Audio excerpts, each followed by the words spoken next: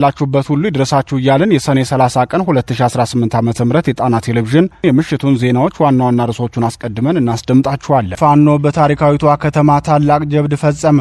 የአማራ ፋኖ ብሔራዊ ንቅናቄ ሸዋ ጠቅላይ ግዛት አሳምነው ዕዝ መሐመድ ቢሆነ ኮር በታሪካዊቷ መኮይ ከተማ በመግባት ታላቅ ጀብዱ መስራቱን አስታወቀ።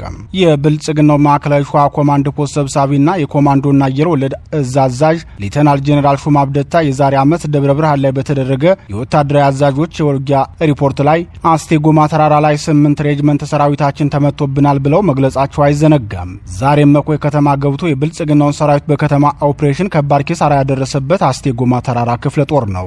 ታሪካዊውና አይበገሬው አስቴጎማ ተራራ ክፍለ ጦር የከተማ ኦፕሬሽን ሰርቶ ጀብዱን የፈጸመው በሸዋ ጠቅላይ ግዛት ይፋትና ጥሙጋ አውራጃ አንጾኪያ ገምዛ ክላስተር አስተዳደር መኮይ ከተማ 44ቱ ተብሎ በሚጠራው ልዩ ቦታ ነው። በዚህ ቦታ ሰፍሮ በነበረው የብልጽግናው ጥምር ጦር ላይ የተቀናጀና ስልታዊ ድንገተኛ ጥቃት የከፈተው አስቴጎማ ተራራ ክፍለ ጦር 23 የብልጽግናውን ሰራዊት አባላት ከጥቅም ውጭ ሲያደርግ ቀሪውን ደግሞ ከካምፕ እንዲበተን ማድረጉን የሸዋ ጠቅላይ ግዛት አሳምነው ዕዝ ህዝብ ግንኙነት መምሪያ አስታውቋል።